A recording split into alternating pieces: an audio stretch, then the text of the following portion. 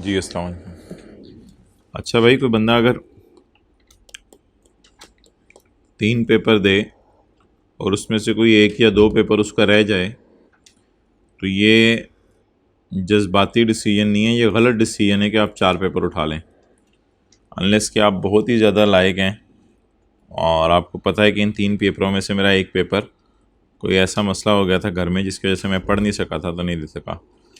तो वरना कोई इसकी तो कोई लॉजिक, कोई सेंस कुछ भी नहीं बनती कि 2-3 पेपर आपने दिए हों, 1 पेपर या 2 पेपर किसी का रह जाए और वो जज्बाती होकर 4 पेपर उठा ले। ये सिर्फ एक जज्बाती डिसीजन है, इसके अलावा कुछ भी नहीं है। चैप्टर 3 निकालें।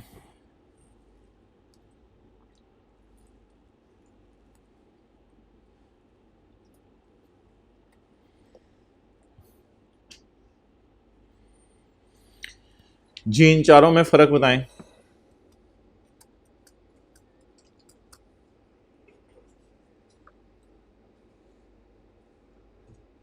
कुछ समझ आ गया फ़र्क? पहले 2 में क्या फ़र्क है?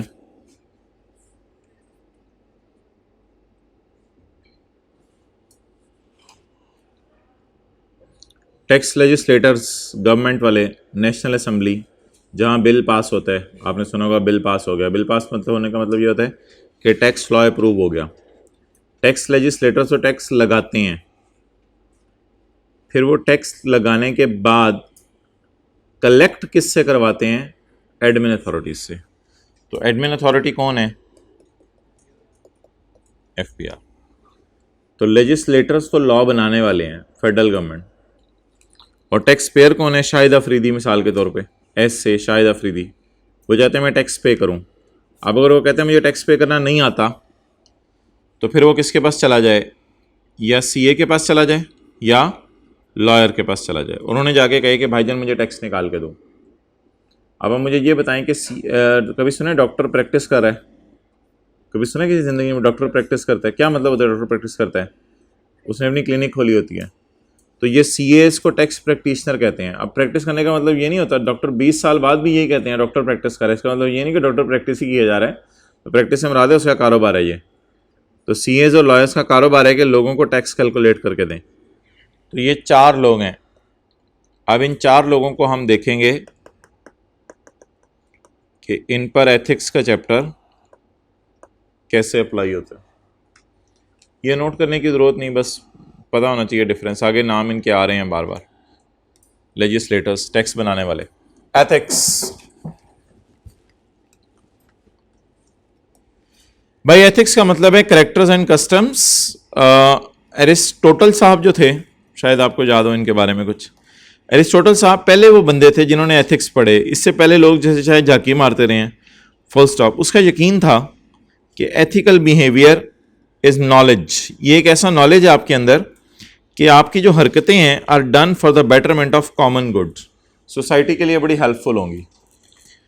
To determine what is ethically good, क्या चीज़ गुड है for the individual and society, Aristotle साहब ने said it is necessary to press 3 virtues of practical wisdom. अकल के जो है अगर इस्तेमाल करें तो 3 खूबियाँ होनी चाहिए हर बंदे में।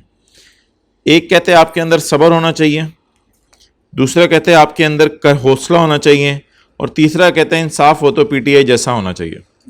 तो कहते हैं जस्टिस। ये 3 चीज़ें आपके अंदर मौजूद होनी चाहिए, तो फिर आप एक एथिकल बंदे समझे जाओगे। तो पेपर में ये 1-2 नंबर का सवाल आ सकता है, what are the 3 virtues of practical wisdom, के 3 वर्चूज क्या हैं प्रैक्टिकल विजडम के।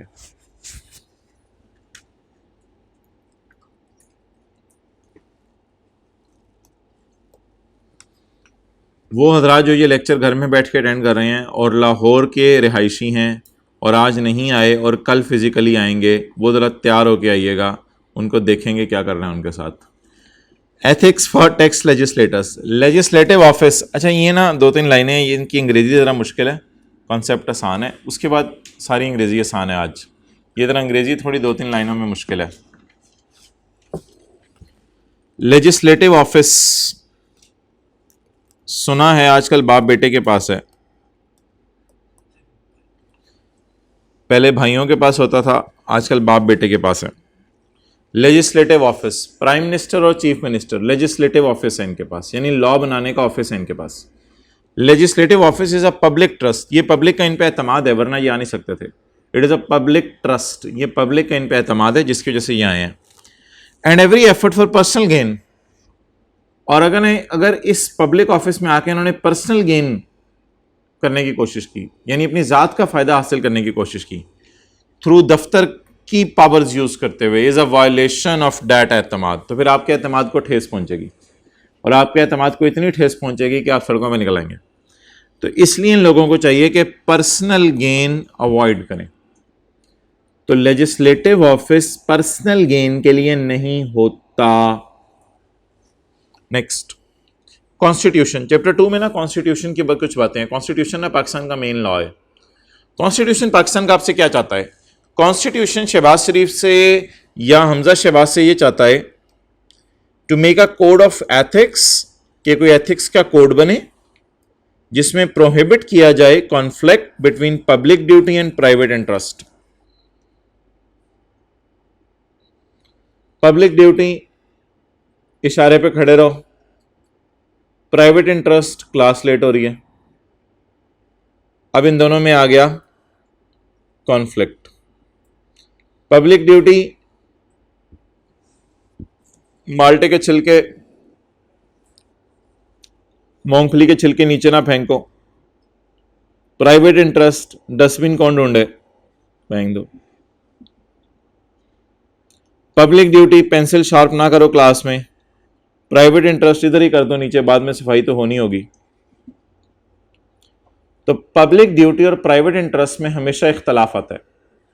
इस इख्तलाफ को रोकना चाहिए आपको by making code of ethics. तो ये ज़रा मुश्किल सा फिक्रा है, आई होप शायद समझ आ गया हो। तो पब्लिक ड्यूटी कि हुकूमत लोगों के रिफाए आमा के काम करे, प्राइवेट इंटरेस्ट कि हुकूमत कहे नहीं, लोगों की रिफाए आमा को छोड़ो, हम अपने अच्छे अच्छे घर बना लेते हैं, MNAs MPs कहें। तो the constitution requires that legislator, law बनाने वाला, to make a code of ethics, जिनमें रोका जाए इख्तलाफ को। किस किस में इख्तलाफ? Between public duty and between private interest of members of the legislators. Members of legislatures कौन है? MNAs MPs। देखिए साथ वाला लिख रहे हैं, कोई नहीं आज मूड उसका लिख रहे हैं, बड़ी जबरदस्त बात है यार ये। अच्छा, टू इनैक्ट अ कोड, एक ऐसा कोड ऑफ एथिक्स बनाएं for all officials and employees. Officials वही MNAs MPs of the state and it's political सब डिविजन्स। पॉलिटिकल सब डिविजन से मुराद वो जो डिफरेंट पार्टीज हैं सियासी, और स्टेट जिनके पास इस वक्त हुकूमत है, गवर्नमेंट। तो enact a code of ethics, एक कोड ऑफ एथिक्स बने for all officials and employees of the state government, और जो भी पॉलिटिकल पार्टीज हैं उनके लिए कोड ऑफ एथिक्स होना चाहिए, ताकि ये पब्लिक ट्रस्ट को ठेस ना पहुंचाएं, ये ट्रस्ट को ठेस ना पहुंचाएं। कैनन्स ऑफ टैक्सेशन, ये जी आसान बातें अब शुरू हो गई हैं। कैनन्स ऑफ टैक्सेशन यानी टैक्स लगाने के बुनियादी असूल। जो टैक्स लगाने के बुनियादी असूल हैं वो क्या हैं? ये किसके लिए कैनन्स होंगे, असूल किसके लिए होंगे? बोले बोले बोले, ऊपर देखें ना, ये किसके लिए रूल होंगे? टैक्स लेजिस्लेटर्स के लिए।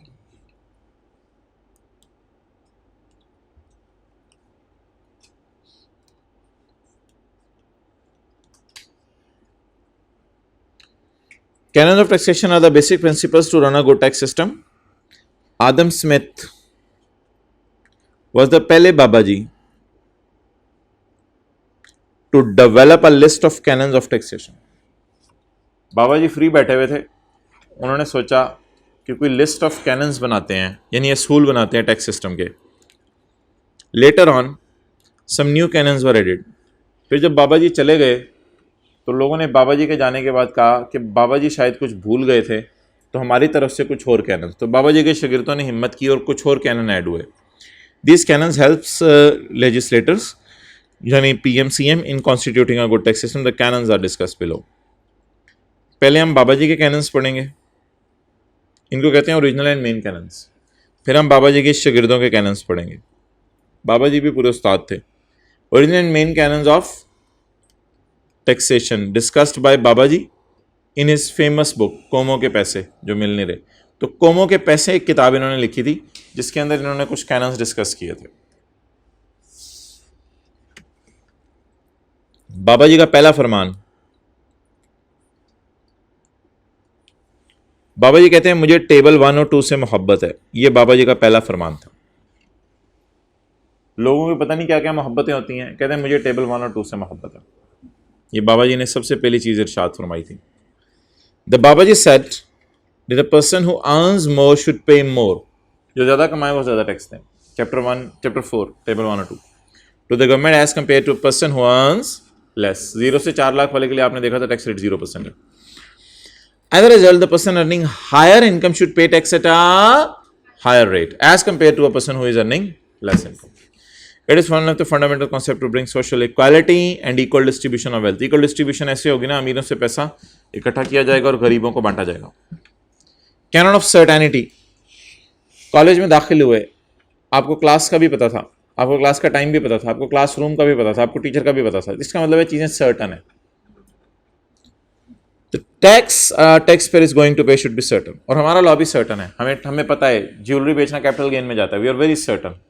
हमें पता है घर किराए पे चढ़ाने का प्रॉपर्टी में जाता है, वी आर वेरी सर्टन। हमें पता है डिविडेंड के ऊपर सेपरेट रेट है 15%, वी आर वेरी सर्टन। तो हमारा लॉ भी बड़ा सर्टन है, कोई अनक्लियर चीज़ें नहीं है। Everything should be made clear and simple for the taxpayer. It ensures that taxpayer should have full knowledge about the amount of tax payment, full knowledge about the mode of payment and due date. Due date किसी को याद हो क्या थी? 30 सितंबर। 30 सितंबर तक आपने tax जमा कराना होता है। अगर आपका ईयर एंड 30 जून है, you are required to pay tax by 30 सितंबर। If this canon does not exist, और अगर ये कैनन नहीं होगा, it will lead to tax evasion, फिर लोग टैक्स मारेंगे। Another aspect of certainty is that government is also certain regarding the amount it will collect from tax. एक और फायदा इस कैनन का ये होगा कि हुकूमत का भी पता चल जाएगा मैंने कितना टैक्स कलेक्ट करना है। Canon of convenience, the procedure for tax payer should be easy. Tax payment का प्रोसीजर इजी होना चाहिए, convenient and tax payer friendly. The time and manner should be convenient. Time मैंने आपको बता दिया 30 सितंबर। टाइम और तरीका कन्वीनियंट होना चाहिए, so that he is able to pay tax on due time. If the time and manner is not convenient, then it will may lead to a tax evasion. Canon of economy. फैरोकी का पता है?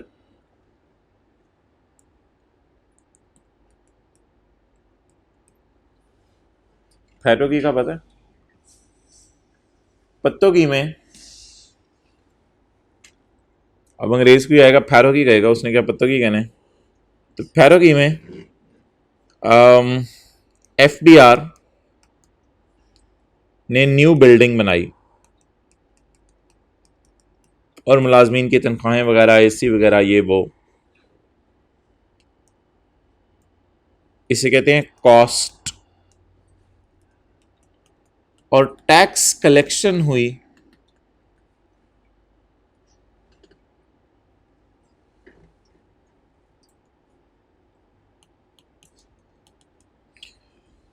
FBI ने नया office बनाया और मुलाजमीन की तनख्वाहें, बिजली के बिल सारा डाल डूल के 100 मिलियन का खर्चा हुआ। और जब पैतोकी में लोगों से टैक्स इकट्ठा किया तो सिर्फ 60 मिलियन का टैक्स इकट्ठा हुआ। बताएं एफबीआई को सौदा घाटे में रहा, फायदे में रहा? घाटे में रहा।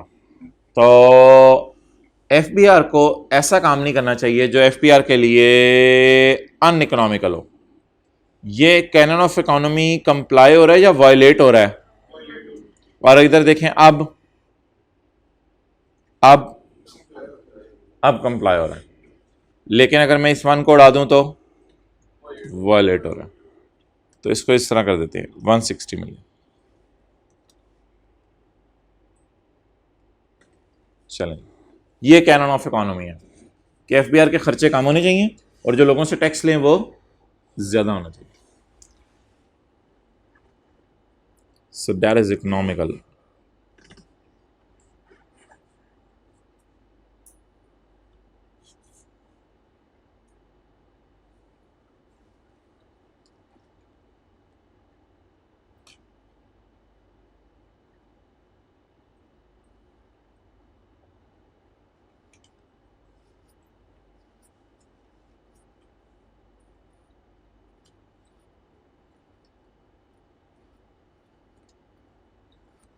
ओके, पढ़ें जी।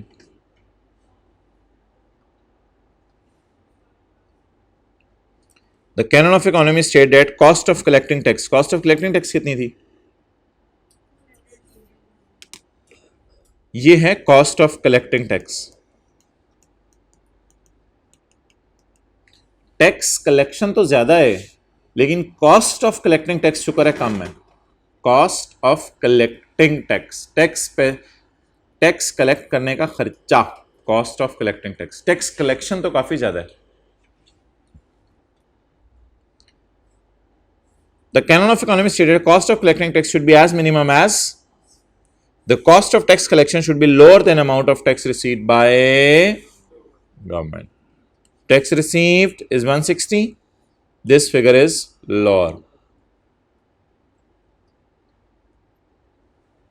The purpose of collecting tax is to generate revenue for government. If the canon of economy isn't applied, the collected amount will not be sufficient for government. तो जो हुकूमत ने पैसे इकट्ठे किए हैं फिर वो उसके लिए सफिशिएंट नहीं होंगे। बाबा जी जब चले गए तो शागिर्द सर जोड़ के बैठ गए ताकि जू ए ट्रांसफर। अच्छा, तो बाबा जी के जाने के बाद शागिर्द सर जोड़ के बैठ गए और कहा कि हमारे जो उस्ताद थे उन्होंने इतना काम नहीं किया था, 4 चीज़ें काफ़ी नहीं है, और भी कुछ होनी चाहिए ताकि स्टूडेंट को याद भी तो करें। Function of government increase significantly since the Baba ji's time. Baba ji के जाने के बाद हुकूमतों ने वो करना शुरू कर दिया जो बाबा जी सोच भी नहीं सकते थे। अकॉर्डिंगली बाबा जी के जो मॉडर्न शागिर्द आए मार्केट में, उन्होंने कुछ अपने वर्जन लॉन्च किए चीज़ों के। उन्होंने कहा जो बाबा जी ने कहा वो भी सही था, बाबा जी की बात का इनकार नहीं किया, लेट आने से कोई फर्क नहीं पड़ता, बाबा जी की बात का इनकार नहीं किया, लेकिन उन्होंने कहा हम अपनी तरफ से कुछ कैनन डालेंगे। एक कैनन उन्होंने कौन सा डाला, चले मैं नाम पढ़ देता हूं, कैनन ऑफ प्रोडक्टिविटी। मेहरबानी, कैनन ऑफ प्रोडक्टिविटी।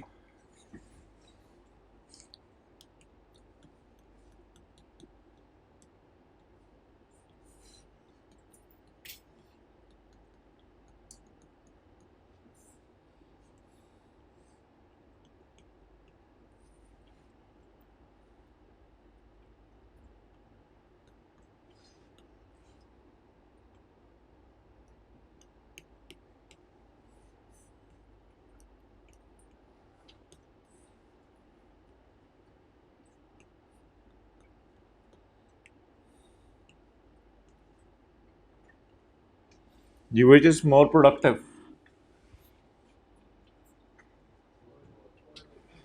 पहली बात, it is more productive. Productive क्या होता है? कम लॉ बना के ज्यादा पैसा इकट्ठा करना। और नॉन प्रोडक्टिव क्या होता है? बहुत से लॉ बना दें, लोग परेशान हो जाएं, यार इतने लॉ हैं पाकिस्तान में, क्या करें, और उससे पैसा कम इकट्ठा हो। तो प्रोडक्टिव चीज पहली है।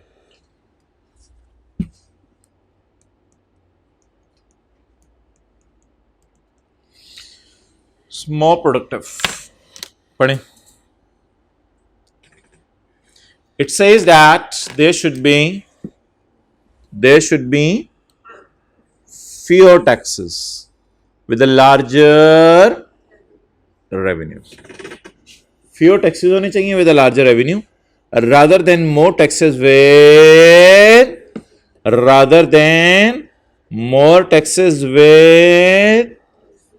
less revenue. It is better to impose only those taxes which are able to produce larger returns. ऐसे taxes लगाएं जिससे ज्यादा पैसा आए.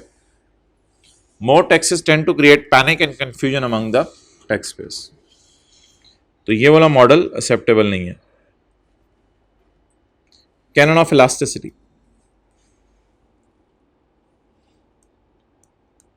हमने जब CS शुरू किया तो डिविडेंड का रेट 10% था.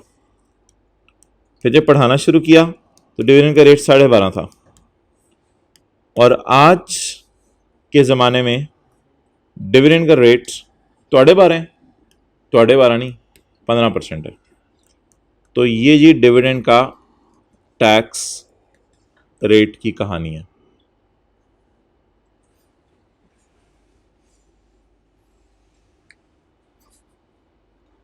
कर लिया नोट? मेहरबानी. ये छोटे छोटे एहसान मेरे ऊपर करते रहा करें, नोट करने का, टाइम पे आने का, टेस्ट देने का. ये एहसान में जाते हुए आपको लुटा दूंगा.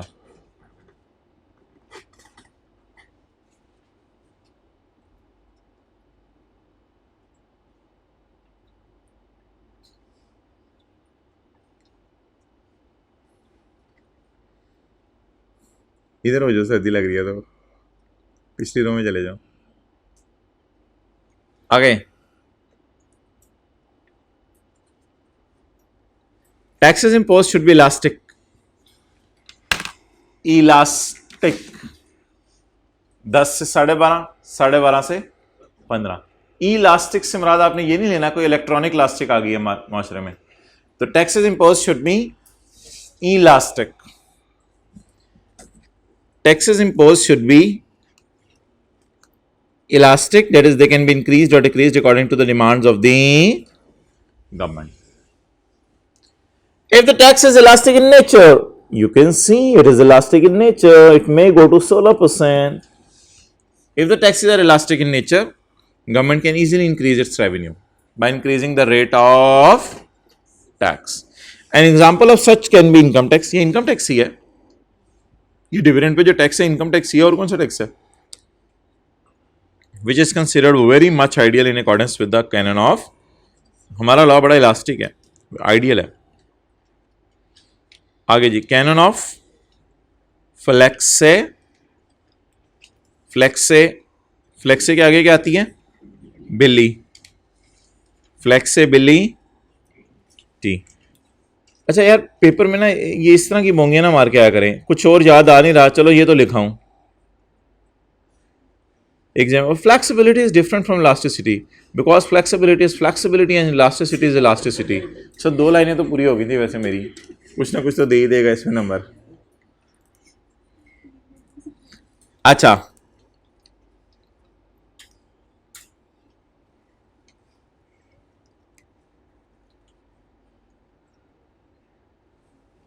and examiner, you please be flexible in my case as well.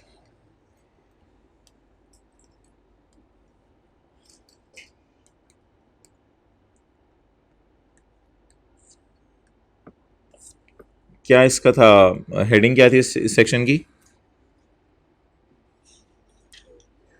बता दें यार, हाथ होगी, इस सेक्शन की हेडिंग क्या थी? सिक्योरिटीज, हाथ हो गई, सिक्योरिटीज इसकी हेडिंग थी। और इसमें क्या आता था सिक्योरिटीज की डेफिनेशन में? Shares of public company, PTC vouchers, debt securities, और पता नहीं क्या क्या चीजें थी। तो चंद साल पहले ये चीज़ें नहीं होती थी मार्केट में, PTC voucher, debt securities, instrument of redeemable capital, derivative products, पता नहीं जीप से नाम पड़े थे। चंद सालों तक ये चीज़ें नहीं होती थी पाकिस्तान में।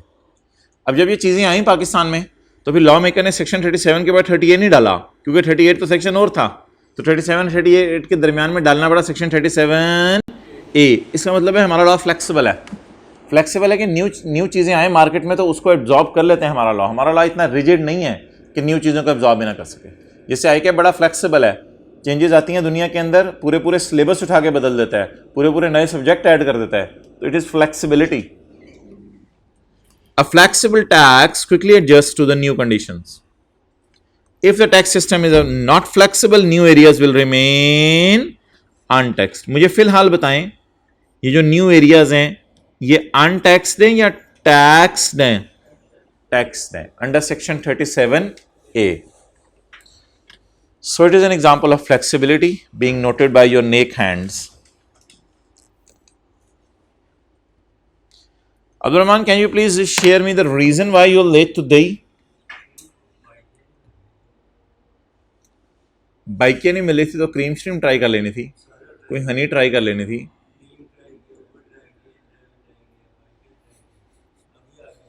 पैदल चल पड़ना था। कितने बजे ट्राई करना शुरू किया था? फजर के वक्त ट्राई करना शुरू किया करो, 8:30 बजे।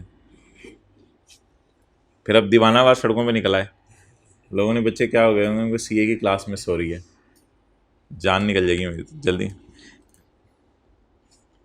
कैनन ऑफ सादगी, कमिश्नर को सादा चावल खाने चाहिए, सादा कपड़े पहनने चाहिए। कैनन ऑफ सादगी नहीं, the system of tax should be सादा, the entire process should be non technical and सादा।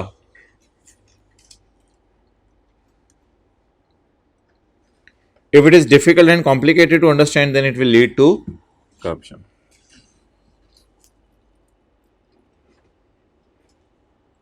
अच्छा, अपनी तरह से ना बोंगियां नहीं मानी होती. System of tax should be simple. If it is simple then it will be easy. If it is easy then it will be good. And sir 2-2.5 लाइनें इसमें भी पूरी कर ही आया था मैं. Because simplicity is very necessary part of life. And चपेड़ मारे बंदा. Canon of diversity. कौन सी सिटी? डाइवर्सिटी. जी, पाकिस्तान में सिर्फ कारोबारी हजरात पे टैक्स लगता है? नहीं, नौकरी करने वालों पे भी लगता है. किराए पे घर चढ़ाएं तब भी लगता है. शेयर बेचने पे भी टैक्स लगता है. तो हमारा लॉ तो डाइवर्सिफाइड है. और अगर वलीमा कराएं, ट्राई करें कभी करा के, तो भी टैक्स लगता है सलामी इनकम पे. तो इसको कहते हैं लॉ बड़ा क्या है हमारा? Diversified. This is last canon. ये भी शागिर्दों ने निकाला था. Canon of diversity. हाँ जी, ये जो करके पता चलता है. जो सलामी मिलेगी आपको उस पर, वो सलामी लेना आपका बिजनेस है. कैश में आती है तो उससे क्या फ़र्क पड़ेगा? अगर छुपा लो तो वो और बात है. पूरे लॉ में हम एज्यूम करेंगे टैक्स पेयर सच बोलता है. It says that government should collect tax from different sources rather than relying on a single source. Different sources हैं, single source तो नहीं है. If government relies on a single source, it can be harmful for the economy. Therefore, government introduces direct and indirect taxes.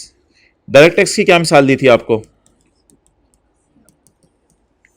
और indirect tax की? Sales tax. वो हजरात हाथ खड़ा करें जिन्होंने पिछली 2 क्लासों में से कोई एक क्लास मिस की हुई है. हाथ खड़ा करें. क्या सोचा हुआ यूट्यूब पे पड़ी हुई है, पड़ी रहने तो मैं देख लूंगा वहां से.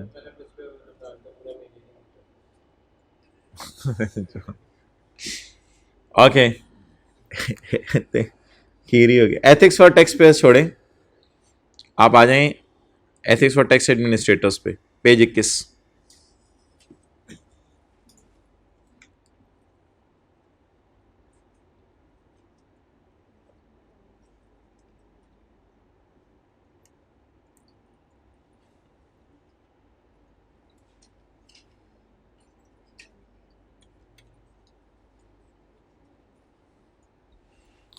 जी भाईजान, टैक्स एडमिनिस्ट्रेटर्स कौन है? FBR वाले, जिन्होंने टैक्स कलेक्ट करना है. The tax administration is not responsible for tax policy. ये पॉलिसी नहीं बनाते, ये पॉलिसी नहीं बनाते, ये शहबाज शरीफ नहीं है. एंड टैक्स लेजिस्लेशन, लॉ बनाने इनकी जिम्मेदारी नहीं है, not. But deals with the current tax system. लेकिन ये करंट टैक्स सिस्टम को डील करते हैं. Federal board is the main authority under the law to monitor the various taxes. Federal board की पावर्स बताएं. During administration FBR exercises the following powers. Following powers के नाम से पेपर में सवाल आएगा. पावर्स क्या क्या है? Power to collect, power to change method of accounting. आपने सुना है कैश से एक्रूवल अकाउंटिंग या एक्रूवल से कैश अकाउंटिंग? कभी कैश अकाउंटिंग ये होती है कि पैसे आएंगे तो सेल बुक होगी. एक्रूवल अकाउंटिंग होती है कि पैसे आए ना आए, चीज़ें बेच दी हैं तो सेल बुक कर लें. बहरहाल इसकी डिटेल आप अकाउंटिंग में भी पढ़ेंगे और हम बिजनेस के चैप्टर में भी पढ़ेंगे. फिलहाल ये एक पावर है, इस पावर को याद कर लें. Power to make assessment of tax. इसको ना ऑडिट टाइप कुछ नाम दे दें. ऑडिट हो सकता है आपका. Power to make assessment of tax. Tax वाले आपको ऑडिट कर सकते हैं कि आपने सच बोला या झूठ बोला. Power to attach bank accounts का मतलब बताएं. बोल दें आपके अकाउंट्स फ्रीज कर दिए जाएंगे, आप उनमें से पैसा नहीं निकाल सकेंगे. इतने जम जाएंगे कि आप पैसा निकाल ही नहीं सकेंगे, तो अकाउंट्स आपके फ्रीज हो जाएंगे. पावर टू सीज प्रॉपर्टी का क्या मतलब है? ताले लगा दिए जाएंगे. आपके घर के बाहर ताले लगा दिए जाएंगे. अंदर आप जो मर्जी हो आपके साथ, आपके घरों के बाहर, दुकानों के बाहर ताले लगा दिए जाएंगे. ये पावर्स किसके पास हैं? FBR के पास. अब FBR और उसका स्टाफ जब ये पावर्स एक्सरसाइज करता है, तो ये स्टाफ या FBR जब ये पावर एक्सरसाइज करता है तो इन पावर्स को यूज करता होगा या कभी कभी मिस यूज भी कर लेता होगा. The authorities can miss use the above powers. Which can result in following against tax payer, जिससे टैक्स पेयर परेशान हो जाता है। और टैक्स पेयर के खिलाफ क्या क्या हो सकता है, फिर उसकी प्रॉपर्टी का लॉस हो सकता है या उसको जेल में डाला जा सकता है। ये बेचारे के साथ हो सकता है अगर अथॉरिटीज पावर मिस यूज करें। So above powers, if wrongly used, can result in loss of fundamental human right. So there is a need for ethics. इसलिए ethics की जरूरत महसूस होती है, so that tax authorities can use the powers fair and with transparency and morality. तो इसलिए ethics का chapter आया है कि ऊपर वाली पावर्स को ये मिसयूज ना करें।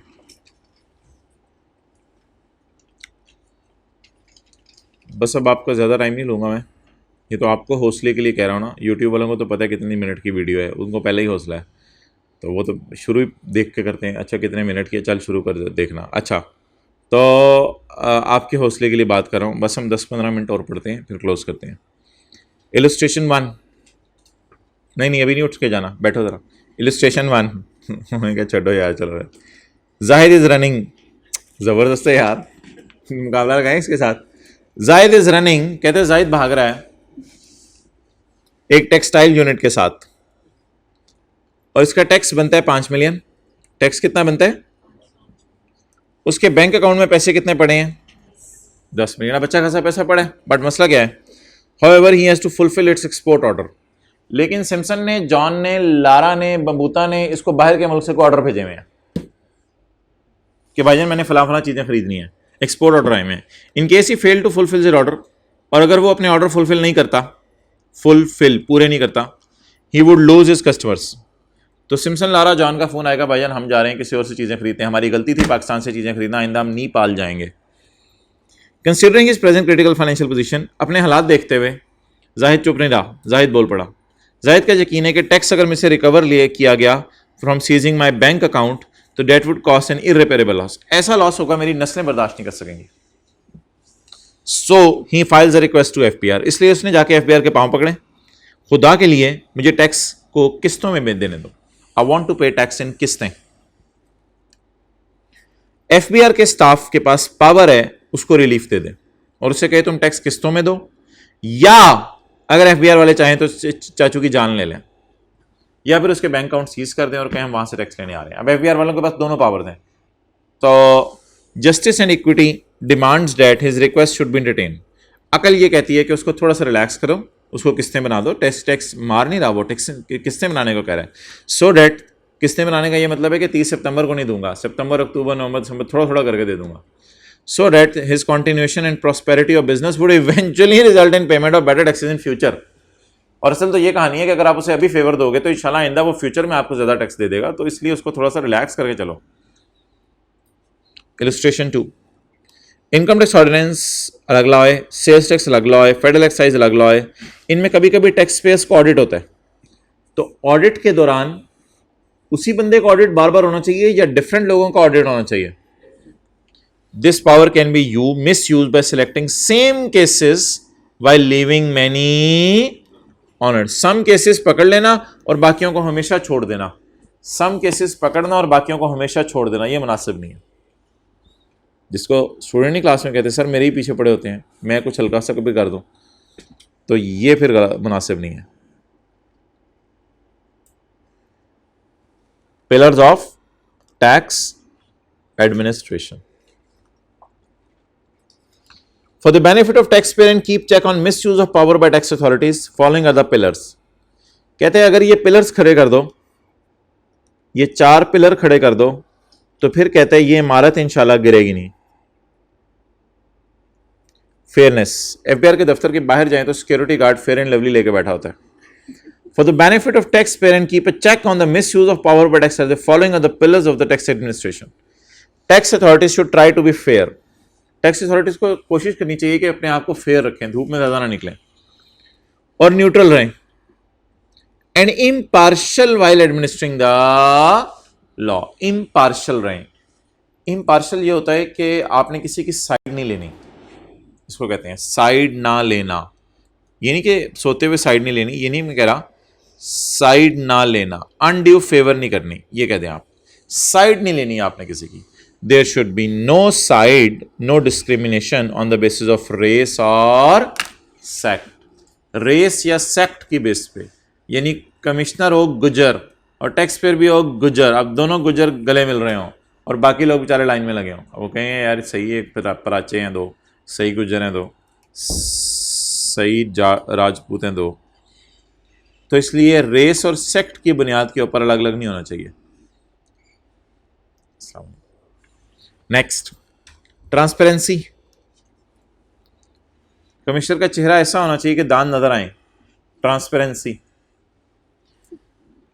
All proceeding must be transparent and must be seen as transparent.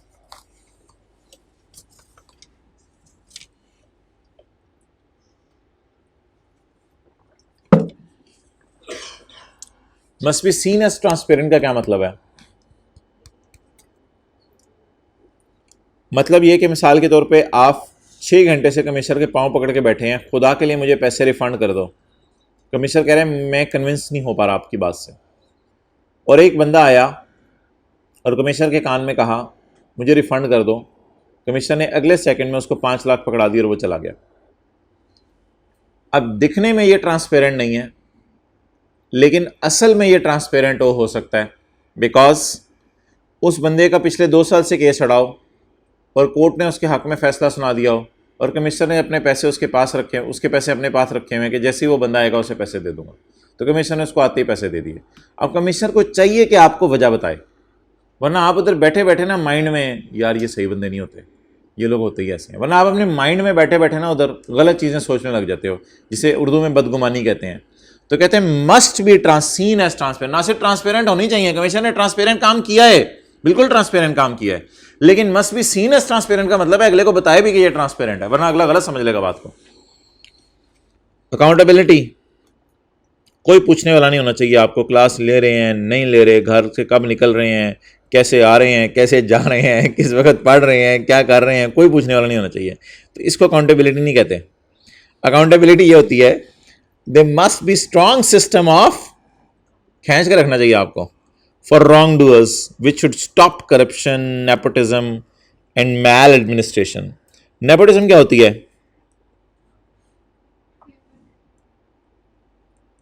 हम सही है, fill in the blanks। अकरबा Porvorim, कई दफा बात समझाते मुश्किल तो नहीं हो जाती? नेपोटिज्म समझने निकले थे, अकरबा परवरी समझने लगे ये क्या होती है। तो अनड्यू फेवर, रिश्तेदारों को अनड्यू फेवर देना, अकरबा परवरी नहीं होनी चाहिए। मैल एडमिनिस्ट्रेशन, गलत एडमिनिस्ट्रेशन नहीं होनी चाहिए। Equity, similarly situated tax payers should be tax in same way. यानी 2-3 इकट्ठी दुकानें हैं कपड़े की, तो उन पे सेम वे से टैक्स लो, या किसी से टैक्स ले लो, किसी को रिलैक्स कर दो, सेम वे से tax low. Due care should be exercised to ensure that salaried is not taxed more than business। असल में सैलरी वाले अपने पाँव पे खड़े नहीं होते ना, कहीं नौकरी कर रहे होते हैं, तो सैलरी पे कहता है टैक्स कम होना चाहिए, बिजनेस पे ज़्यादा होना चाहिए। और हमारे टेबल 2 में सैलरी पे आपको पता टैक्स कम है और टेबल 1 में टैक्स ज़्यादा है। Administrators should not achieve their objectives in an irrational way. Irrational way क्या होता है? मिसाल के तौर पे आपने देखा होगा जो महीने का एंड चल रहा होता है, तो पुलिस वाले अक्सर जो है वो मोटरसाइकिलों को पकड़ के खड़े होते हैं, अब कोई वजह बन नहीं रही होती है, धड़ा चलान कर रहे होते हैं। ये रैशनल वे से अपने इरेशनल वे से ऑब्जेक्टिव्स मीट नहीं करने चाहिए हुकूमत को। आजकल एफबीआर को 8 मसले आ रहे हैं। एफबीआर में करप्शन है, एफबीआर वाले डेटा की सीक्रेसी का ध्यान नहीं रख पा रहे, एफबीआर में कॉन्फ्लिक्ट ऑफ इंटरेस्ट है। कॉन्फ्लिक्ट ऑफ इंटरेस्ट वही होता है वो जो ऊपर आपको बता दिया। कॉन्फ्लिक्ट ऑफ इंटरेस्ट होता है पब्लिक ड्यूटी और प्राइवेट इंटरेस्ट में इख्तलाफ। पब्लिक ड्यूटी क्या है कि कमिश्नर जो है वो, मिसाल के तौर पे कमिश्नर को पता है अभी जून जुलाई आ रहा है, तो कमिश्नर सोचे यार मेरे घर में ना एसी होना चाहिए ज़बरदस्त, कम से कम 2 टन वाला होना चाहिए। मैं खुद जो है वो तकरीबन आधे मन का मैं हूँ, तो 2 टन का एसी होना चाहिए मेरे लिए। तो बीवी डाल लो तो 1 मन के पूरे हो जाते हैं हम, 1 मन के हम हैं, 2 टन का एसी हो और ज़बरदस्त चिल हो जाएगा। और 50-50 के 20-20 किलो के बच्चे हैं हमारे, तो कुछ कमाल सा एसी होना चाहिए। अब एक बंदे ने आके कहा यार मेरे से रिश्वत ले लो तो मैं जो है वो टैक्स तुम्हें जो है वो कम देता हूँ। तो फ़ौरन कमिश्नर ने कहा यार ये तो अल्लाह ने मेरी सुन ली है, ये लगता है यहीं से अल्लाह ने सबब बनाना था मेरे एसी का। तो अब ये कॉन्फ्लिक्ट ऑफ इंटरेस्ट आ गया। पब्लिक ड्यूटी है कि आप पैसे ना लो, रिश्वत ना लो, और प्राइवेट इंटरेस्ट है कि एसी लगवाना है। तो ये कॉन्फ्लिक्ट ऑफ इंटरेस्ट है। Inconsistency in application of law का क्या मतलब है?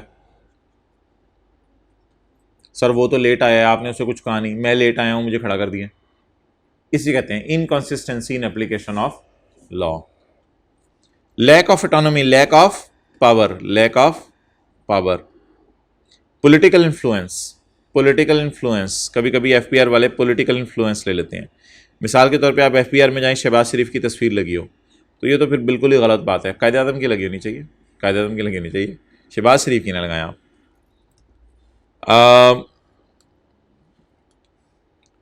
Acceptance of gifts, acceptance of gifts, ये असल में मैं ये इसलिए यूज़ कर रहा हूँ आपको फील हो, आपके अंदर कॉन्सेप्ट जा रहा है। देखें ज़रा, ये आपके अंदर कॉन्सेप्ट जा रहा है, ये आपके दिमाग में जा रहा है, दही नहीं बन रही उसकी, जा रहे हैं अंदर ऐसे। रिश्वत नहीं लेनी चाहिए, एक्सेप्टेंस ऑफ गिफ्ट्स, रिश्वत नहीं लेनी चाहिए। डिस्क्रिशन क्या होता है? डिस्क्रिशन वही सवाबदीद, जो आपकी सवाबदीद है उससे आप मिस यूज़ ना करें। मिस यूज़ ऑफ पावर, मिस का नाम क्या है? Misuse, misuse of power नहीं आना चाहिए। Autonomy, lack of power. असल में एफबीआर के दफ्तर में चले जाएं तो जो लोग पावर हैं उसको सही तरह यूज़ नहीं कर रहे, लैक ऑफ पावर। कई दफ़ा घर में पता नहीं चल रहा होता, अब्बू की चल रही है, अम्मी की चल रही है, तो ऐसे घर को कहते हैं लैक ऑफ ऑटोनॉमी। कुछ लोगों में विटामिन की कमी होती है, कुछ घरों में पावर की कमी होती है, लैक ऑफ ऑटोनॉमी। अम्मी कह रही होती है अब्बू से पूछो, अब्बू कह रहे होते हैं अम्मी से पूछो, आपस में दोनों। अच्छा छोड़ें, ऐसा ना सोचा करें वालिदैन के बारे में, बात करने का मकसद ये था। टू अवॉइड, और वालिदैन से क्यों भी मत पूछा करें। To avoid pitfalls of abusive use of discretion, to avoid pitfalls of abusive use of discretion. Pitfalls क्या होते हैं? हाँ, टू अवॉइड नुकसानात ऑफ गलत यूज ऑफ सवाबदीद, टू अवॉइड नुकसानात ऑफ गलत यूज ऑफ पावर। सवाबदीद की बजाय पावर अगर मैं लिखूं शायद समझ आ जाए। टू अवॉइड द नुकसानात ऑफ गलत यूज ऑफ पावर। 7 प्रिंसिपल्स बन चुके हैं, कॉलेज में एक होता है, इधर 7 हैं। 7 प्रिंसिपल बन चुके हैं फॉर स्ट्रक्चरिंग डिस्क्रिशन, यानी डिस्क्रिशन को स्ट्रक्चर कर दिया जाए तो बेहतर होगी, अगर अनस्ट्रक्चर छोड़ दिया जाए फिर मसला होगा।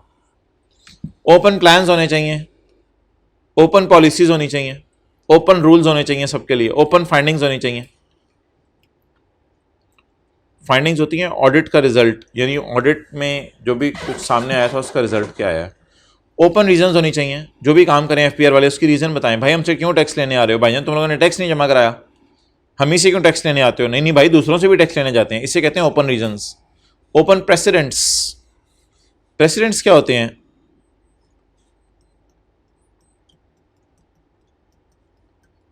Past decisions, past decisions open होने चाहिए, पास्ट डिसीजंस ओपन होने चाहिए।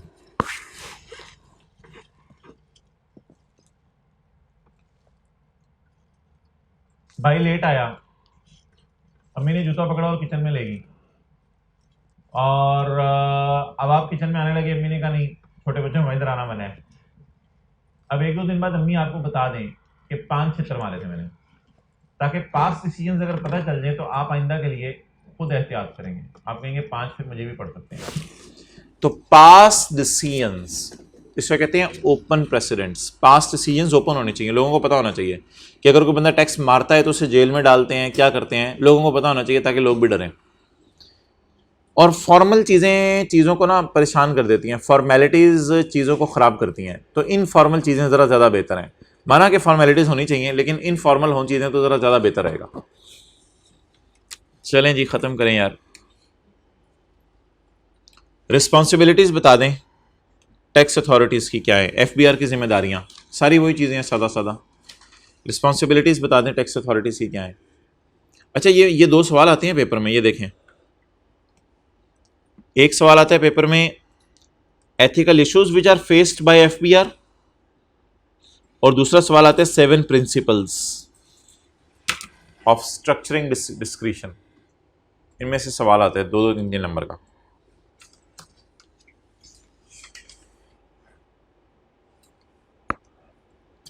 पढ़े नहीं। Responsibilities of tax implementing authorities. Try, FBR वालों को क्या करना चाहिए? Try to be fair, try to be and try to be consistent in administration of law, ignoring the race और इकोनॉमिक सर्कमस्टांसेस। रेस को इग्नोर करें, यानी अपने फिरके को इग्नोर करें। Provide efficient and quality service to all stakeholders taxpayers है, in an effort to exceed their expectation, और इतना अच्छा सर्विस दें कि आपकी एक्सपेक्टेशन से भी आगे निकल जाए। यानी आप रिफंड लेने जा रहे हो टैक्स का, वो एफबीआर के दरवाजे से बाहर इशारे भी आपको पैसे पकड़ा दें, आप अभी अंदर भी ना गए हो, तो they should exceed their expectation.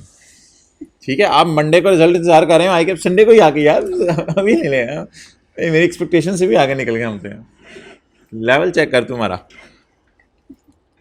सो रहे थे जाग रहे थे जब रिजल्ट आया था? सो रहे थे जाग रहे थे, बैठे हुए थे खड़े हुए थे? खड़े हुए थे। अच्छा, रिजल्ट खोलते हुए डर लग रहा था या? अच्छा, पॉइंट नंबर 3, कितने लोगों ने पहले दिन घर वालों को रिजल्ट ही नहीं बताया? अच्छा, ऐसे लोग नहीं होने चाहिए। Follow the law completely, follow the law partially,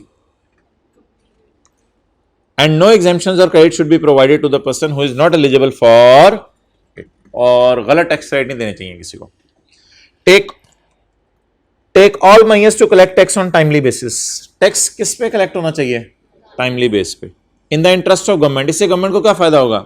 हुकूमत अपने आप को पांव पे खड़ा कर सकेगी। एंड एट लोएस्ट कॉस्ट, और एफबीआर के दफ्तर के खर्चे कम होने चाहिए। एफबीआर के मुलाजमीन की तनख्वाहें, ये नहीं कि पीएन की तनख्वाही 50,000 रखी हो, तो एफबीआर की तनख्वाहें कम होनी चाहिए मुलाजमीन की। Make the payment of refunds on timely basis. अगर हम टैक्स टाइम पे जमा करा रहे हैं तो वो भी हमें रिफंड टाइम पे करें। Show the honesty and integrity to gain confidence of government and tax payers. Avoid participation in political activities. आप एफबीआर में गए, 3-4 कमिश्नर बैठे हुए थे और नारे लगा रहे, पीएमएलएन जिंदाबाद, पीएमएलएन जिंदाबाद। ये क्या हो रहा है इधर? रशीद, मैं किधर आ गया हूं? Point 8, educate the tax payers. Educate the tax payers. Tax payers प्यार से टैक्स पेयर को चीजें समझाएं भी, उसे ये ना डराएं कि लाल पे खड़े हो जाया कर, उसे ये बताएं सबस पे चला भी कर, टैक्स पेयर खुश होगा ऐसी बातें।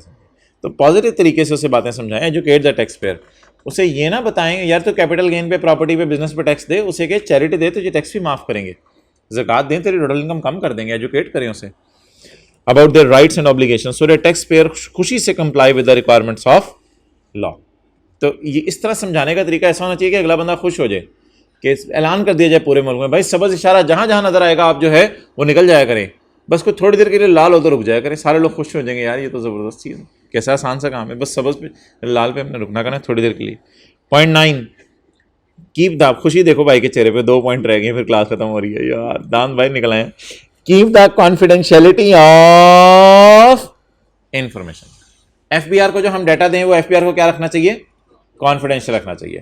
मिसाल के तौर पे हमने जो है वो कपड़े का कारोबार शुरू किया है या हमने ड्राई फ्रूट का कारोबार शुरू किया है, तो वो एफबीआर को डाटा कॉन्फिडेंशियल रखना चाहिए, किसी को बताना नहीं चाहिए और किसी को। Provided and with highest level of security, और हाईएस्ट लेवल ऑफ सिक्योरिटी होना चाहिए। लेकिन ऐसा भी पासवर्ड एफबीआर वाले अपने सिस्टम में ना लगा लेंगे, बाद में पासवर्ड ही भुलाओ। या जैसे आप घर के अंदर कोई चीज़, अम्मी कहती हैं संभाल के रखो, अम्मी रखी तो बहुत ज़्यादा संभाल के थी, लेकिन ये नहीं याद आ रहा रखी कहाँ थी, लेकिन संभाली थी आपके कहने के मुताबिक। तो हाईएस्ट लेवल ऑफ सिक्योरिटी होना चाहिए, लेकिन इतना भी हाई ना हो कि बाद में खुद ही परेशान हुए हों। रिफ्रेन, बचना चाहिए, करना चाहिए, बचना चाहिए फ्रॉम रिसीविंग गिफ्ट्स। तो एफबीआर में आके कोई आपको कमिश्नर को रिश्वत दे, कमिश्नर के नो आई रिफ्रेन, साइड पे रख दो गाड़ी में, आई रिफ्रेन। तो रिफ्रेन दो किस्म की चीज़ों से होना चाहिए। किताबें बंद करने का जब ऑर्डर आएगा तब बंद होंगी। फ्रॉम एक्शंस के भी गिफ्ट मिलते हैं, और आपको पता है लोगों को कहा जाता है तुम चुप रहो, बोलना नहीं तुमने, इसका भी गिफ्ट होगा। तो एक्शंस के भी गिफ्ट मिलते हैं और नॉन एक्शंस के भी गिफ्ट मिलते हैं। चलें जी, पास्ट पेपर निकाल लें। अच्छा, ये कौन कौन से हैं, इसमें ज़रा ज़्यादा चीज़ें आ गई ना तो उसको देख लें। उधर तो कैनन थे ना, बस इधर काफ़ी चीज़ें आ गई हैं। एक क्या है, पावर्स, और दूसरा क्या है, पावर मिसयूज हो तो नुकसान क्या होगा, तीसरा क्या है, पिलर्स, चौथा क्या है, इश्यूज, एथिकल इश्यूज, पांचवा 7 प्रिंसिपल्स, और छठी चीज़ क्या है, रिस्पॉन्सिबिलिटीज।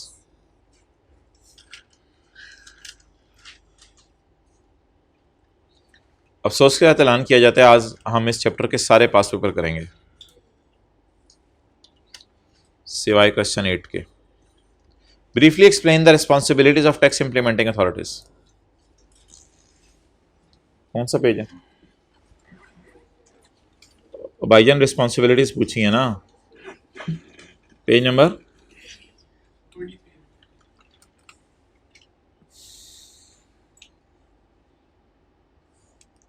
इसी आज बड़ी फॉर्म में है यार, इसको चलिए हम क्लास ही खत्म कर देते हैं।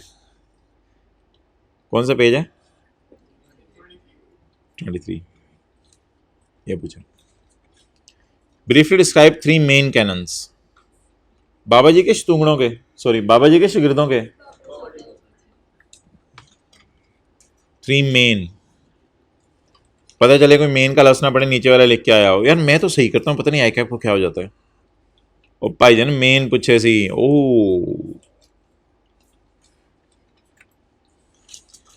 List 6 ethical issues, 3 number.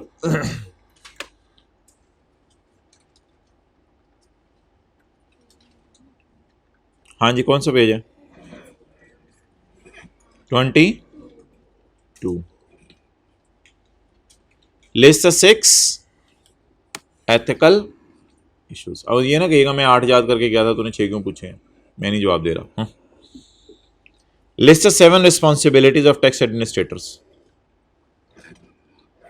जब 7 पूछे तो 7 लिख के आनी चाहिए या 8 9 लिख के आनी चाहिए, 8 9 लिख के आनी चाहिए, ताकि अगर कोई गलत हो तो वो दूसरे के आपको मार्क्स दे दे, क्योंकि नेगेटिव मार्किंग नहीं होती है कैप में जी। 7 रिस्पॉन्सिबिलिटीज। अब आप लोग कह रहे हैं इतना भी अच्छा ना हाई कैप को बनाएं जितना आप बना रहे हैं, हमें पता है। नहीं नहीं यार, बहुत अच्छा है। हाई कैप से एक दफ़ा एग्जामिनर आया था, कहता था हमारी पूरी कोशिश होती है जहाँ से मार्क्स मिले ना दे दें, हत्ता कि हम दोबारा देखते हैं कोई गुंजाइश निकल आए, लेकिन गुंजाइश ही नहीं छोड़ी होती उसने कोई। कि क्वेश्चन नंबर 4 लिस्ट द 7, नहीं 1 नंबर वाले में वो कई दफ़ा पेपर को देखते हैं लेकिन वो कहते हैं कोई गुंजाइश ही नहीं निकल रही होती, तो कहाँ से दे number. List any 7 responsibilities of tax administrators, ये दोबारा 7 responsibilities. Describe the pillars of tax administration which are meant to safeguard the interest of taxpayers and avoid abusive use of power by tax administrator। जी किधर है, page 22, pillars. List the 6 ethical issues which administrators may face। 6 ethical issues। List the 7 responsibilities of tax administrators।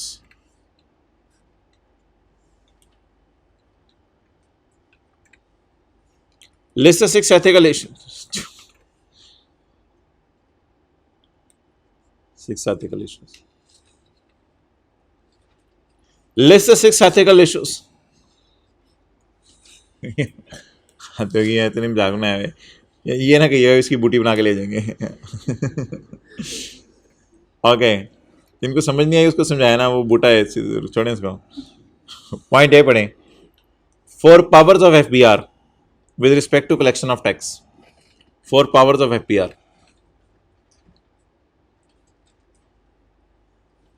4 powers। अब ये ना कहेगा paper में मैंने तो following powers याद किया था, उसने 4 पावर्स दे दी, ये कौन सी है। What consequences may be face by tax payer if such powers are misused. हाँ ये बताएं, टैक्स पेयर के साथ क्या हो जाएगा अगर ये पावर्स मिसयूज हों। Loss of property and imprisonment. Briefly explain in 2 pillars. कितने पिलर हैं, चार में से कितने एक्सप्लेन करने हैं? 2 तो ये ना कहेगा बाकी 2 नहीं होंगे तो घर गिर जाएगा। पूछी 2 राय, जाएं साथ वाले को लेके। ओके भैया, अल्लाह हाफिज़। कल शायद नहीं, टेस्ट तो कोई नहीं होगा, टेस्ट अगले हफ्ते होंगे। अब ये है कि कल मेरी कोशिश है शायद ये इस चैप्टर के साथ हल्का फुल्का सैलरी का चैप्टर नाम शुरू कर दें, तो ठीक है, ओवर कर।